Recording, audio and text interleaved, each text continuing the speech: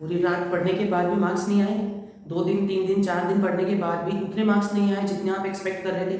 1 number, आधा number, 2 number teacher काट देती है हर क्वेश्चन में। इन सब का एक सोल्यूशन है 11 सिंपल ट्रिक्स जो मैं आपके साथ शेयर करने वाला हूँ। एक जगह आप वो जो पूरा पूरा पढ़ के जाने के बाद पूरी शीट भरते हो, 2 शीट भरते हो, 3 शीट भरते हो, एक आपका फ्रेंड जो सिर्फ एक शीट का आंसर लिखता है तब भी उसके ज़्यादा मार्क्स और आपके कम मार्क्स। इन सब के लिए सिंपल सा सॉल्यूशन 11 का शगुन।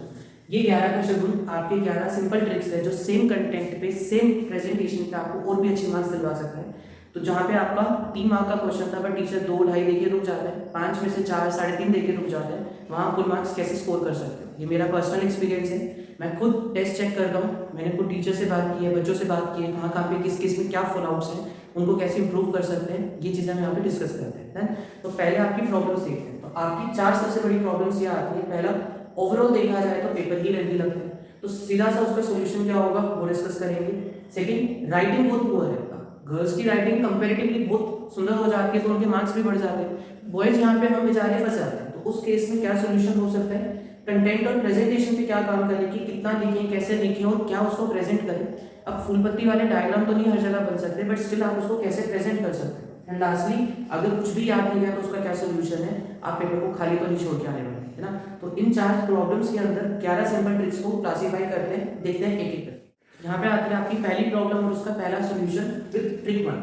सबसे पहला क्वेश्चन था कि आपको पेपर बड़ा लेंथी लगता है। तो देखो सिंपल से एग्जांपल लेते हैं, अगर हम फाइनल एग्जाम्स की बात करते हैं जो 80 मार्क्स के आते हैं, जिसके लिए आपके पास 3 घंटे होते हैं। एक सिंपल सा रामबाण इलाज है इसका, this is 1 mark can be attempted in 2 minutes maximum. इसका क्या मतलब हुआ, अगर आपका 80 मार्क्स का पेपर है आप उसको डबल कर लीजिए, 160 मिनट्स के अंदर अंदर आपको कंप्लीट करना है। इसको कैसे करोगे, हमेशा टारगेट रखो कि 1 मार्क का क्वेश्चन है तो मैं मैक्सिमम उसको 2 मिनट के अंदर अंदर करूंगा, उसके ऊपर एक भी सेकंड नहीं जाने दूंगा, जा रहा है तो छोड़ दो, अगले पे चलो। अब इसमें आप चेकिंग कैसे करोगे, मतलब बार बार घड़ी देखते जाओगे तो पेपर तो छूटना ही है ना। इसके लिए एक एक क्वेश्चन मत देखो, सेक्शन देखो। जैसे सेक्शन ए के अंदर 20 एमसीक्यूज आते हैं, सेक्शन ए के अंदर अगर 20 एमसीक्यूज हैं तो 20 मार्क्स के इंटू 2 क्या है, यू गेट 40 मिनट्स। आप 40 मिनट्स के अंदर इन 20 एमसीक्यूज को इजीली सोल्व कर सकते हो। कुछ थियरी टॉपिक्स होते हैं, कुछ थियरी चैप्टर्स होते हैं जिनके तो और भी जल्दी हो जाते हैं। तो आप सेक्शन वाइज अपने टाइम को बाइफरकेट कर लीजिए, आपका पूरा का पूरा 80 मार्क्स का पेपर 160 मिनट के अंदर अंदर मैच हो जाएगा। अभी भी 180 मिनट जो 3 घंटे बनते हैं, आपके पास 20 मिनट बच जाएंगे। ये 20 मिनट यूज कीजिए पूरे पेपर को रिवाइज करने में, या कोई चीज जो बीच में रह गई थी टाइम कम पड़ने के कारण, अब उसको जाके कंप्लीट करो। कभी पेपर नहीं रहेगा, हमेशा टाइम पर पूरा होगा, या उससे भी ज्यादा आपके 20 मिनट्स हमेशा बच जाएंगे। तो सेक्शन वाइज अपने टाइम को पर मिनट मार्क के अकॉर्डिंग डबल मिनट्स में कन्वर्ट करो। आप अपना टाइम बार्ड मैनर में काम करो, उसके बेसिस पे कभी पेपर नहीं छूटने वाला। हमेशा याद रखना, सिर्फ एक permanent solution to your problem, 1 mark के 2 मिनट्स। 1 मार्क के 2 मिनट्स का मतलब क्वेश्चन वाइज मत कीजिए, सेक्शन वाइज कीजिए कि इस सेक्शन में 5 क्वेश्चन हैं, 3-3 नंबर के हैं, तो 15 मार्क्स का सेक्शन हुआ, 30 मिनट्स में मुझे कंप्लीट करना है। अगर एक भी मिनट ऊपर और तो छोड़ के नेक्स्ट सेक्शन पे आ जाओ, इसको बाद के हम 20 मिनट्स में देखिए। ऑलवेज डू दिस, आपका कभी पेपर नहीं छूटने वाला। पहली सॉल्यूशन, नेक्स्ट पे चलते बढ़ते हैं अपनी नेक्स्ट प्रॉब्लम की तरफ, विच इज बैड राइटिंग। देखो सबका मानना ये है कि आप राइटिंग को एक दिन के अंदर अंदर चेंज नहीं कर सकते। जो आपने पिछले 10-15 सालों में जाके नॉलेज गेन की है राइटिंग की, वो इंस्टेंटली चेंज नहीं होने वाली, फैक्ट। बट आप उसको इम्प्रोवाइज तो कर सकते हो। कैसे, तो सिंपल सी पहली ट्रिक आती है बेटा, this is trick number 2, one we have done. Word formation can not be change instantly, agreed. Write slowly but with in time. तो आपकी सबसे बड़ी राइटिंग पूरी होने का प्राइम रीजन बनता है कि आप बहुत स्पीड में लिखते हो, उस स्पीड को हल्का सा कम करो, बट कम करने के चक्कर में पेपर ना छूट जाए। तो उसका सिंपल सा सोल्यूशन ये होता है कि जब भी आप किसी पेपर की प्रिपेयर कर रहे हो, आप उसकी रिटर्न प्रैक्टिस कीजिए। उस रिटर्न प्रैक्टिस में ही हाथ को थोड़ा सा धीरे चलाओ, उसमें आपकी राइटिंग अपने आप ही क्या हो जाएगी, इंप्रोवाइज हो जाएगी। First thing. सेकंड, राइटिंग पूरी तब लगती है जब वो आपस में वर्ड्स मिले हुए होते हैं, आप उन वर्ड्स के बीच में स्पेस देते हो। तो ये हमने स्टार्टिंग में सीखा था, अगर आपको याद हो तो हम कैसे लिखते थे, जैसे से अंशुल इज माय नेम। तो हमने क्या किया बेटा, यहाँ पे बीच में जो 2 वर्ड्स के स्पेस है, इस स्पेस को क्या कर दिया, इंक्रीज कर दिया। This will really help you. जितना पेपर साफ दिखेगा उतना आपके लिए वाइज ऑप्शन है। देन तो उसके अंदर जो एम्प्टी स्पेस है उसको बढ़ा दो, आपका पेपर अपने आप क्या लिखने लगेगा, साफ लिखने लगेगा। साफ का मतलब ये होता है बेटा कि जब आप बहुत ज्यादा छोटा छोटा फॉन्ट लिखते हो तो उसमें ये प्रॉब्लम आती है। फॉन्ट साइज बढ़ा दो और दोनों के बीच का स्पेस बढ़ा दो, आपका वहीं पे राइटिंग का प्रॉब्लम सॉल्व हो जाएगा। तो पहली ट्रिक ये बनती है। Second, do not overwrite.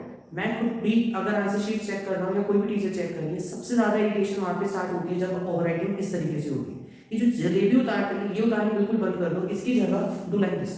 अगर देखो हम मशीन्स नहीं है, अगली हमसे भी गलती होती है, बच्चों से भी होती है, सबसे हो सकती है, उसका सिंपल सोल्यूशन ये है, ये सोल्यूशन नहीं बनता, दिस इज द सोल्यूशन। आप स्टार्टिंग और एंडिंग पे ब्रैकेट लगाओ कि कहाँ से गलत है और कहाँ तक गलत है, बीच में एक लाइन या दो लाइंस लगा दो, इनफ है। वो भी कौन सी, हॉरिजॉन्टल लाइंस, इससे ज्यादा कुछ नहीं। देन अगर पेंसिल है तो पेंसिल से काट दो, अदरवाइज आप पेन से काट दो, कोई इशू नहीं कि बार बार चेंज करना पड़े, पेन से काट दो।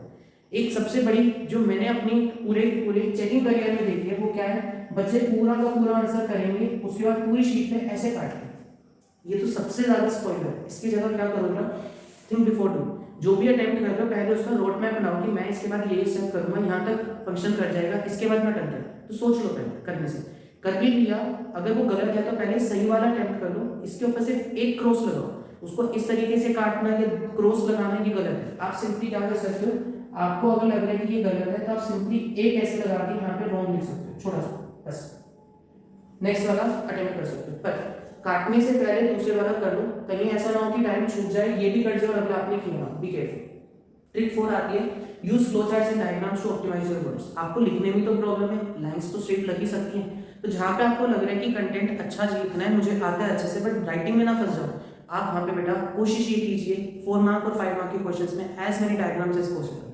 हर क्वेश्चन में एक डायग्राम बनाओ। Diagram does not mean flower pot बना रहे हो या सूरज बना रहे हो, आप फ्लो चार्ट्स में क्या बना सकते हो, आपने ब्लॉक बनाया, वर्ड लिखा, इसके इंपैक्ट में ये आएगा, इसके इंपैक्ट में ये आएगा, and finally this will be your final speech. This is termed as flow chart. Best opportunity होती है अगर आपको ज्यादा से ज्यादा मार्क्स गेन करने हैं। फ्लो चार्ट में जल्दी से जल्दी टीचर को ये पता लगता है कि सामने वाले का कंसेप्ट क्लियर है और उसके बाद पता है। याद रखना फ्लो चार्ट्स आपको सबसे ज्यादा मार्क्स दिलवाते हैं, diagrams and flow charts. Word limit कम कर देगा, वर्ड लिमिट कम करते हुए भी आपका कंटेंट बिल्कुल परफेक्ट चलेगा। बट आंसर की जगह डायग्राम नहीं कह रहा मैं, आंसर को सब्स्टिट्यूट मत करो, आंसर को सप्लीमेंट कर लो इसके साथ। ट्रिक 5 सबसे important, attempt answer in a sequence. इसका क्या मतलब है, देखो कुछ बच्चे क्या करते हैं, ये आपकी मैथ्स की आंसर शीट है, आपने यहाँ से क्वेश्चन करना स्टार्ट किया, लाइन लगाएंगे, फिर यहाँ करेंगे, फिर यहाँ लाइन लगा देंगे, ऐसे करेंगे, ये करेंगे। Very first option, it should be done in a sequence. आपने किया वो एक क्रोनोलॉजिकल पैटर्न में ही जाएगा। या अगर आपको लग रहा है कि मुझे पेज बचाने चाहिए, तो उसका सिंपल तरीका ये है, आप बीच में एक लाइन लगा के यहाँ करो और फिर यहाँ करो। ये हाफ करने का कोई सीन नहीं होता, सीधी सी बात है। So do this in this pattern, otherwise मत करो। और सिंपल सा एग्जांपल है बेटा, बोर्ड में ही सारे पेपर्स मत बचाओ, वो एक ही आंसर शीट है, बाहर आके बचाओ। आप रफ पेपर्स यूज मत करो, बोर्ड की एक आंसर शीट है, वो आपके लाइफ डिसाइडिंग रूल्स हैं बेसिकली, तो उसको सिंपली प्रेजेंट करो, वहां पे पेपर सेविंग की बात मत करो। देन कंटिन्यू करो, तो अपने आंसर को सीक्वेंस में अटेम्प्ट करो, अपने फाइनल आंसर को ब्लॉक में डाल दो इफ पॉसिबल। इसका क्या मतलब हुआ कि जब भी आपने अपना आंसर कर दिया, सारा अटेम्प्ट कर दिया, पूरा कर दिया, बट उसके अंदर फाइनल आंसर आ रहा है, तो उस फाइनल आंसर को इस तरीके से ब्लॉक में डाल दो, तो पूरी शीट खड़ी होने के बाद भी मुझे क्लियरली ये दिखेगा, मैं इसी पे टिक करके जितने मार्क्स है वो देकर आगे चलूंगा। इट सिंपली सेज अपना फाइनल आंसर इस तरीके से ब्लॉक में प्रेजेंट कर दो कि शीट खोलते हुए शीट में दिख जाए आंसर। ये आपको सबसे ज्यादा स्कोर दिलवाता है in terms of practical exams, accounts का है, इकोनॉमिक्स के न्यूमेरिकल्स है या मैथ्स का एग्जाम है। तो please be careful, final answer should be always in a block. Paper saving के लिए मैं अपने आप को फिर से करेक्ट कर देता हूँ। प्लीज याद रखना, एक आंसर शीट है, उसमें 32 पेजेस हैं, उनका वैसे भी कुछ नहीं होना, आपको करना है तो पूरा अटेम्प्ट कीजिए, उसमें सेविंग का प्लीज लॉजिक मत लगाओ। Give your best, paper save करना बहुत जरूरी है, we should go for it, but वो घर से करके जाओ, आप बहुत तरीकों से सेव कर सकते हो, सिर्फ एक आंसर शीट में मत करो। Present beautiful as much as you can. Then this was second question, अब चलते हैं थर्ड क्वेश्चन की तरफ। अपनी थर्ड प्रॉब्लम में which is content and presentation. सबसे ज्यादा ट्रिकी क्वेश्चन, तो सबसे ज्यादा ट्रिक्स भी इसी के लिए कि आप अपने गिवन कंटेंट को कैसे और भी ज्यादा ब्यूटीफाई कर सकते हो, इंप्रोवाइज कर सकते हो, उसी को चाह कर सामने वाले को वही दिखाओ जो आप वो देखना चाहते हैं। तो कैसे कर सकते हैं, सबसे पहले अवॉइड पैराग्राफ्स। कभी भी अपना आंसर पैराग्राफ में मत लिखो, चाहे शॉर्ट नोट है चाहे कुछ भी है, कभी भी पैराग्राफ में मत लिखो। It should always be given in pointers, points में लिखो हमेशा, छोटे छोटे क्रिस्प पॉइंट्स लिखिए, बहुत बड़े बड़े नहीं, टू द पॉइंट आंसर लिखिए, घुमा फिरा के नहीं, पॉइंटर्स लिखिए। अगर आपको 5 मार्क का क्वेश्चन और 5 पॉइंट्स आते हैं तो 1 2 3 4 5 नंबरिंग दीजिए। अगर आपको सारे पॉइंट्स नहीं आते हैं तो गो फॉर बुलेट्स। बुलेट्स का मतलब होता है छोटी सी नोट लगा सकता है, मतलब से अगर आपको 4 ही पॉइंट्स आते हैं तो आप 4 बुलेट्स लगाओ, 1 2 3 4 मत करो। क्योंकि देखो मैं अपना आंसर चेक कर रहा हूँ तो मुझे ये बात पता है कि 5 मार्क का क्वेश्चन है, बच्चे ने 4 पॉइंट्स लिखे हैं, टिक टिक टिक टिक, चारों ठीक, 4 5 में से 4 लिखो, बात करो नहीं। आपको खुद उसको नहीं ऑप्शन देने की वो आपका एक नंबर काट ले, ऐसे बिल्कुल भी मत करो। उसका सबसे बेस्ट सॉल्यूशन क्या है, यूज बुलेट्स। बुलेट्स यूज करो क्योंकि वो नंबरिंग को देख नहीं पाएगा। सेकेंडली 5th बुलेट भी बनाओ, अदरवाइज नीचे कंक्लूजन लिख दो। क्या लिखो, तो मैंने यहाँ पे नेक्स्ट में डाला है कि ऑलवेज कंक्लूड। जो आपने ऊपर 4 पॉइंट्स लिखे बेटा 5वें पॉइंट में उसी की समरी लिखी। जो क्वेश्चन में पूछा गया था उसी स्टेटमेंट को उन्हीं वर्ड्स को यूज करके ऊपर के 4 पॉइंट्स के वर्ड यूज करके समरी लिखी। अगर 5 पॉइंट्स लिखे दिखेंगे साफ होंगे तो आपको वहां पे 4.5 5 मिल जाएंगे इजीली, अगर कंटेंट वैलिड है तो। Then this will give you additional marks. Numbering तब जब आपको सारे पॉइंट्स आते हैं और एक एडिशनल भी आता है। अगर नहीं आते तो go for bullets, then best option है। ये मेरे को पर्सनली बहुत फेवरेट है। मैं अपने सभी स्टूडेंट्स को ये रिकमेंड करता हूँ हमेशा कीवर्ड्स लिखो। कीवर्ड्स हमेशा एनसीईआरटी से पिक किया करो और कीवर्ड्स को अंडरलाइन करो। जो एग्जामिनर आपके आंसर शीट में लिखना चाहते हो उसे सब दिखा दो। कैसे दिखाओगे? एनसीईआरटी के कीवर्ड्स उठाओ, उनको अपने आंसर के अंदर फ्रेम करो। एक शब्द, 2 शब्द, 3 शब्द, इन सबको अंडरलाइन करो। एक लाइन में मान के चलो 2 से 3 वर्ड्स को अंडरलाइन करना ही करना है। इसका फायदा क्या है? अब अंडरलाइन के लिए कोई दूसरे पेन की जरूरत नहीं, यूज योर सिमिलर पेन। क्यों? अगर आप दूसरा पेन यूज कर रहे हो तो टाइम भी वेस्ट होगा, प्लस आपको ये लगेगा कि ब्लैक पेन अलग से ही दिख रहा है उस पेपर। यूज ब्लू पेन, उसी से अंडरलाइन कर दो। बहुत आपको खुद लगेगा कि हमने कुछ पेपर में प्रेजेंट किया। तो अंडरलाइन करो कीवर्ड्स को। आपको नहीं समझ आ रहा क्या कीवर्ड है, रैंडम कर दो, कहीं पे भी टिक कर दो। ऑब्वियसली हेल्पिंग वर्ब को छोड़कर जो क्वेश्चन के कीवर्ड्स होते हैं उनका मतलब ये होता है कि क्वेश्चन में पूछा गया जिसके बारे में, उस टॉपिक के जो मेन वर्ड्स बनते हैं आप उन्हें अंडरलाइन कर दो। एक बच्चे की गलती बहुत करते हैं कि हम एंड में कर लेंगे, पहले पूरा पेपर कर लेते हैं, कीवर्ड मार्किंग में टाइम लगेगा। मैंने वही कॉलेज के पेपर लिखे, मुझे बात पता है कि मेरे को अगर 10 शीट में आंसर लिखना है तो वो लास्ट में टाइम नहीं बचेगा, कभी भी नहीं बचेगा। आपके पास वो जो 20 मिनट्स रिवीजन किया है ना, वो मैंने आपको बफर दिया है, जिसका मतलब ये होता है कि आप उसके अंदर बचे हुए क्वेश्चंस कर लेना अपने। पर कभी भी ये मत सोचना लास्ट में मैं अंडरलाइन करूंगा, नेवर। हमेशा आंसर किया करके उसको फटाफट से अंडरलाइन कर दो, वो विद इन सेकंड्स हो जाएगा। ट्रिक 8, कभी भी आपसे डिफरेंस पूछा गया, कुछ क्वेश्चंस आते हैं जैसे से state the difference between these two elements या कंट्रास्ट बताने दो के बीच में, हमेशा टेबुलर प्रेजेंटेशन वो भी बेसिस के साथ। जिसका क्या मतलब है, अगर आपको डिफरेंस पूछा गया तो 3 कॉलम्स बनाओ, यहाँ पे लिखो बेसिस, कि जिस बेसिस पे आप दोनों के बीच में डिफरेंस कोट करोगे। एग्जांपल से मेरे को सेंट्रल बैंक और कमर्शियल बैंक के बीच में डिफरेंस लिखना है, तो मैं ये लिखूंगा, डिफरेंस का first point should always be a minimum. Difference का फर्स्ट पॉइंट हमेशा मिनिमम होना चाहिए। देन अपना डिफरेंस लिखो, पॉइंट खत्म तो एक लाइन, दूसरा लिखा आपने बेसिस डाला खत्म तो एक लाइन, तीसरा लिखा आंसर हो गया 4th लाइन। इस तरीके से प्रेजेंट करो, डिफरेंस में कभी हाफ मार्क नहीं करेगा। This is the appropriate presentation for differences. इसी तरीके से अगर आपसे कभी भी डिफरेंस में कोई और वैल्यू एडेड क्वेश्चन पूछा गया, हमेशा बेटा इसके नीचे एक कंक्लूजन लिखा कीजिए कि कंक्लूजन के मत छोड़ो डिफरेंस को, सिर्फ एक लाइन या 2 लाइन के अंदर कि it is quite evident from the above table that they are different from each other. इस तरीके से हमेशा कंक्लूजन लिखा करो।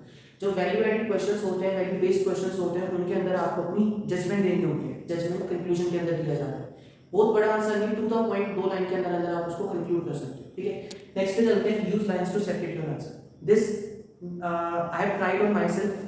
मैंने अपने बोर्ड्स के अंदर भी ये ट्रिक यूज की थी। क्या है, सिंपल से clear. This is your answer sheet. आपने यहाँ पे ऊपर लिखा आंसर पर, अपना पूरा आंसर लिखा, यहाँ पे खत्म हो गया। अब आंसर 2 स्टार्ट करना है, तो आप एक तो बीच में एक लाइन छोड़ दो और एक यहाँ पे डबल लाइन बना दो कि आपका यहाँ पे आंसर खत्म हो चुका। आंसर 2 अटेम्प्ट किया पूरा, इसको भी खत्म किया तो आपने डबल लाइन लगा के खत्म।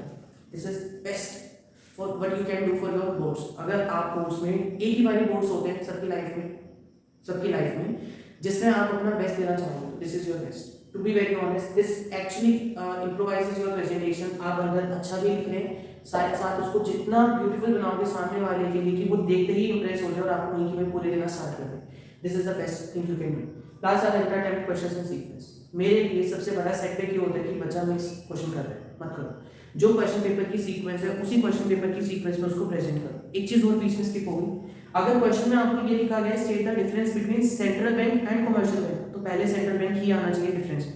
आप उल्टा नहीं लिखोगे। कभी कभी हम क्या गलती करते हैं कि मैंने पहले गलती से कमर्शियल लिख दिया, चलने दे, डिफरेंस तो लिख ही रहा हूँ, मत करो, चांस ही मत लो। उसका रीजन क्या है, जब मेरे पास 1500-2000 के अराउंड पेपर्स चेक करने के लिए आए हुए तो मैं उसमें एक आदत पकड़ चुका हूँ कि पहले सेंट्रल बैंक होगा फिर कमर्शियल बैंक। तो जब मैंने टिक टिक टिक टिक करा तो उसके अंदर मेरे को दिखा कि भाई इसमें तो उल्टा लिखा हुआ है, मैं काट के आगे बढ़ जाता हूँ। ये चीज़ होती है बहुत बार, ऐसा नहीं है कि हमेशा होती है। टीचर्स डबल चेक करते हैं, वो आपके बेनिफिट के लिए बैठे हैं, बट कभी कभी ओवरलुक हो जाता है। तो प्लीज अवॉइड ही करो इस तरीके से। जो पूछा गया उसी सीक्वेंस में अटेम्प्ट करो। उसी सीक्वेंस से ये क्वेश्चन बनता है, हमेशा क्वेश्चंस को सीक्वेंस में अटेम्प्ट करो। बच्चे क्या करते हैं, मैथ्स का पेपर उल्टा करेंगे, हम अकाउंट्स का पेपर उल्टा करेंगे, करो। बट उसका बेस्ट तरीका क्या होता है, सेक्शन वाइज करो कि section B, section C, section D, section E. ये क्यों करते हैं बच्चे कि हम उल्टा करेंगे कि एमसीक्यूज में टाइम वेस्ट होगा, 20 एमसीक्यूज है उसमें बहुत टाइम लग जाएगा, इससे अच्छा वो करते हैं। तो पेपर छूटने का तो डर है ही नहीं, फर्स्ट ट्रिक। अगर इनकेस आपको तब भी करना है तो आप एक काम करो, सेक्शन ए छोड़ दो बस। अब section B C D E इस तरीके से प्रेजेंट करो। सेक्शन ए को बिल्कुल लास्ट में कर, this can also be done, but मैंने अपने सारे पेपर सीक्वेंस में अटेम्प्ट किए थे और वो इजीली टाइम के अंदर अंदर हो जाते हैं, कभी नहीं छूटा कोई भी पेपर, हमेशा आधा घंटा बच जाता है। तो मैं आपको भी ये रिकमेंड करूंगा, उल्टा सीधा इस चक्कर में मत जाओ। उसका सिर्फ इतना सा रीजन है बेटा, आप जितना एग्जामिनर के लिए इजी करोगे पेपर चेक करना, वो उतना ज्यादा खुले दिल से आपका पेपर चेक करेगा। खुले दिल से चेक करने का मतलब आपको जहाँ पे नंबर मिलने चाहिए वहाँ पे वैलिड नंबर मिलेंगे, कहीं पर भी एक्स्ट्रा मार्क्स नहीं कटने वाले। तो आप उसके लिए जितना इजी हो सकता है उतना बनाओ। आप उसको कीवर्ड्स दो, आप उसको अंडरलाइन करके दो, आप उसको फाइनल आंसर ब्लॉक में डाल के दो, आप उसको हेडिंग्स दो, आप उसको पॉइंट्स दो। जितना आप उसके लिए इजी करोगे उतना आपके लिए बल्ले बल्ले। So this was about this third question.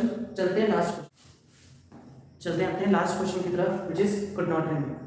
हम कोई मशीन नहीं है, हमें सब याद रहे वो भी जरूरी नहीं है ना। तो इसका सिंपल सा तरीका क्या होता है, हो सकता है आपको 80 मार्क्स में से 75 76 तक का आ गया, 3 या 4 मार्क का नहीं आया, कोई बात डरने की कोई जरूरत नहीं है। पर सीधा सा रूल है, कुछ भी खाली नहीं छोड़ के आना, सारा अटेम्प्ट करके आएंगे।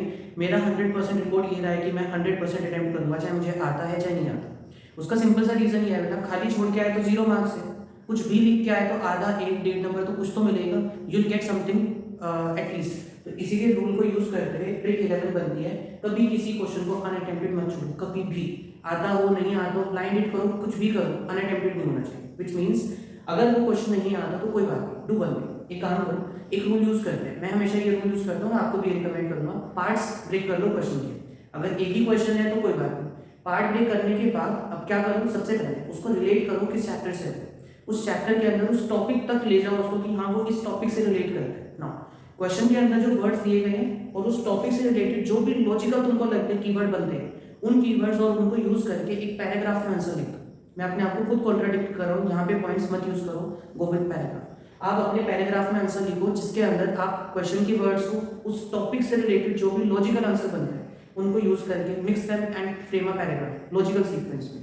This will fetch you at least 1 mark, half mark. जहां आप 0 ले रहे थे वहां आपको 1 मार्क 1.5 मार्क या हो सकता है पूरे भी मिल जाए। Be careful. तो कभी कोई क्वेश्चन अनअटेम्प्टेड नहीं जाएगा, कोई बात नहीं, याद नहीं है, आई एग्री विद यू, हमेशा वो जरूरी नहीं है, बट आपका वो फाइनल अटेम्प्ट है, कोई दोबारा ऑप्शन नहीं मिलने वाली, गिव योर बेस्ट। एक बच्चे ये बहुत करते हैं कि अगर 2 क्वेश्चन ऑप्शन में दोनों अटेम्प्ट कर देते हैं, एक इधर करेंगे और एक लास्ट में करेंगे, स्कूल लेवल तक चल जाता है, बच्चे करते भी हैं, बट मैं बोर्ड में रिकमेंड नहीं करूंगा। रीजन सिर्फ इतना, हो सकता है एग्जामिनर फ्रस्ट्रेटेड हो, कुछ भी इशू हो और वो इस फ्रस्ट्रेशन में आके दोनों काट दे। वैसे तो ऐसी सिचुएशन है जो पहले अटेम्प्टेड होता है वो काउंट होता है, बट आप क्यों पंगे ले रहे, मतलब ये बेस्ट ऑप्शन आप इसमें जा सकते हैं। ठीक है, अब आपके लिए एक एडिशनल ट्रिक है फॉर एमसीक्यूज। कभी कभी होता है कि एमसीक्यूज आपको नहीं आ रहे, वैसे तो सब एमसीक्यूज चीटिंग के भरोसे चलते हैं, बट स्टिल मैं आपको चीटिंग रिकमेंड नहीं कर रहा हूँ, मैं आपको उसका सिंपल सोल्यूशन बताता हूँ। सबसे पहले एमसीक्यूज को क्लासीफाई करो कि आपको कितने आते हैं, कितनों में आपको डाउट्स हैं और कितने आपको बिल्कुल ही नहीं आते। जो आते हैं वो तो स्ट्रेट अवे अटेम्प्ट करो if you are confident. Negative marking वैसे भी नहीं है तो आप सारे अटेम्प्ट करोगे, कभी भी ब्लैंक नहीं छोड़ना। सेकंड, ऑप्शन लिखो और उसके साथ आंसर भी लिखो, दोनों चीजें चाहिए, खाली ऑप्शन या खाली आंसर नहीं, ऑप्शन भी और उसका आंसर। जितने में कंफ्यूज हो ना बेटा, देखो ये ट्रैक रिपोर्ट है पर ये देखा भी जाता है कि ज्यादातर एमसीक्यूज में ऑप्शन बी या सी होता है। उसका रीजन क्या है, ए और डी होता है नो डाउट, बट कंपैरेटिवली कम होता है। 70 से 80% एमसीक्यूज के आंसर्स या तो बी से होते हैं या सी से। मैंने हमेशा जब भी ट्रिक लगाई है कि बी और सी में से चूज करने में बी टिक करता हूं हमेशा, तो गो विद दिस, या तो बी या सी। अगर आपको ब्लाइंडेड के साथ खेलना, ए बी या ए सी या डी सी बी बी में कंफ्यूज हो, गो विद बी और सी। बी प्रेफरेबली हो सकता है, तो ए और डी छोड़कर हमेशा बी और सी के साथ अगर आपको टिक्का भी लगाना है तो बी और सी पे जाए। बिल्कुल नहीं आते अगर क्वेश्चंस ऐसे हैं तो उसमें 2 रूल्स यूज करो। पहला, अगर कोई मैथ्स का वेरी कॉम्प्लेक्स क्वेश्चन है, बहुत ज्यादा रूट्स में अंडर रूट्स में बहुत कुछ है, डिवीजन में, तो उसके 99% केस में आंसर क्या है, बनाएगा, सब कर जाएगा। या अगर एडिशन सब्ट्रैक्शन पर बेस्ड है तो उसका आंसर क्या बनता होगा, 0। ठीक है, अगर वो मैथ्स का नहीं है कुछ और है, जैसे एक मैथ्स का और एक ट्रिक हो सकती है, अगर सिमिलर आंसर्स है, जैसे से +2 -2 +√2 -√2, इस टाइप के 2 ऑप्शन है, तो जाहिर सी बात है उन्हीं में से एक आंसर होगा। तो अगर आपको ब्लाइंडली टिक भी करना है तो 2 ऑप्शन छोड़ के इन्हीं दोनों में से टिक कर सकते हैं। ठीक है, बट अदरवाइज अगर कुछ और है तो उस केस में आप क्या कर सकते हो, एलिमिनेशन मेथड लगाओ। ये तो बिल्कुल ही नहीं बनता, ये बन सकता है, ये बन सकता है, ये वाला डाउटफुल है, तो उस केस में फिर वापस से किस पे चले जाओ, बी और सी, सबसे बेस्ट ऑप्शन है। अगर असर्शन रीजंस है तो 99% ये देखा गया है असर्शन रीजन में या तो ए ऑप्शन होता है या बी होता है, 99। सी और डी बहुत रेयर आते हैं। क्यों? सी और डी में ना बेटा, या तो आप देखते पहचान लोगे, उसमें कभी इशू आने नहीं वाला। क्यों नहीं आने वाला? क्योंकि सी और डी में अगर कोई स्टेटमेंट गलत है, आपने इतना कोर्स किया है, इतनी रात रात भर पढ़ा है, तो आपको एक बार भी देखते पता लग जाता है कि ये स्टेटमेंट गलत है, और कोई बहुत कॉम्प्लेक्स वो करके नहीं देते, जनरल है यस की जगह नो कर देते। तो अगर स्टेटमेंट फॉल्स है तो आप स्ट्रेट अवे पहचान दोगे, है ना। कंफ्यूजन वहां पर आती है जहाँ पे दोनों स्टेटमेंट्स ठीक होती है, हम बस इसमें उलझते हैं रिलेटेड है नहीं है, तो सिंपल सा रूल है, असर्शन भी सही है, रीजन भी सही है। अब आपको ये चेक करना है रिलेटेड है नहीं, तो सिर्फ इतना देखो ऊपर वाले के टॉपिक से ये टॉपिक जुड़ा हुआ है तो देखो, अदरवाइज अलग अलग है तो रहने दो। तो ए या बी के ही आंसर्स बनते हैं, सी और डी बोथ रेट बनते हैं। तो 80-90% क्वेश्चंस में असर्शनिज्म में ए और बी का ही आंसर आता है। रिलेशन में आपको इशू आता है कि बी करें या ए करें, तो उसमें सिर्फ इतना देखो, अगर वो ऊपर वाली डेफिनेशन से रिलेटेड है किसी भी तरीके से, किसी भी तरीके मतलब कोई कीवर्ड आ रहा है या फिर से उस टॉपिक के अंदर एक और पॉइंट की फॉर्म में था तो लिख लो, अदरवाइज नहीं। जरूरी नहीं है कि वो बिल्कुल उसका कॉज और इफेक्ट रिलेशन बनेगा, कहीं पर 10% की रिलेशन है तो ए कर दो, otherwise go with B option. Hopefully सब आपकी मेहनत का काम है, बट स्मार्ट वर्क भी जरूरी है। 100% कवरेज मत करो सिलेबस की, अगर टाइम कम है गो विद ट्रिक्स, सीधी सी बात है। आप वो टॉपिक्स करो, मैनेजमेंट बाय एक्सेप्शन यूज करो। अगर आप सब कुछ कंट्रोल करने जाओगे तो कुछ भी कंट्रोल नहीं हो पाएगा। तो जो सबसे इंपॉर्टेंट चैप्टर्स है, पास्ट ईयर पेपर्स उठाओ, कोर क्वेश्चंस उठाओ और उन्हीं क्वेश्चंस को डीपली प्रिपेयर करो। This is the best option for you people. अभी तक आपका कोर्स हो चुका होगा, अब आप रिवीजन पर हैं, तो रिवीजन के अंदर जो भी आपके टेस्ट में क्वेश्चंस आते हैं स्ट्रेट अवे उन क्वेश्चंस को डीपली प्रिपेयर कीजिए, आपका पेपर उन्हीं के अराउंड इन्वॉल्व आता है। तो मिलते हैं नेक्स्ट वीडियो में। If you have not subscribe the channel yet, सबसे पहले सब्सक्राइब कर दो। इनके अलावा आपको लगता है कोई और ट्रिक है वो आप लिख सकते हो। And we will meet in the next video. I am trying कि मैं नेक्स्ट वीडियो सीयूटी पर बेस बनाऊं ताकि आप उसके बेसिस पे अपने एडमिशंस को ईज आउट कर सको। होपफुली ये सारी ट्रिक्स आपके लिए यूजफुल रहेंगी। मुझे बताना प्री बोर्ड के बाद इनमें से कितनी ट्रिक्स आपके काम आई। आप अपने व्यूज कमेंट्स में शेयर कर सकते हैं। If you have not subscribe the channel yet, do subscribe it, like and share the videos. Comment भी दे सकते हो आप, मैं आपके कमेंट्स को एक्टिवली फॉलो करूंगा। नेक्स्ट वीडियो में ट्राई करूंगा कि उनको इनकॉर्पोरेट करूं। And we have done micro economics for class 12, next हम इंडियन इकोनॉमिक करेंगे and micro economics for class 11। So stay tuned for next videos and subscribe the channel if you have not subscribed it yet. मिलते हैं next video में। Bye.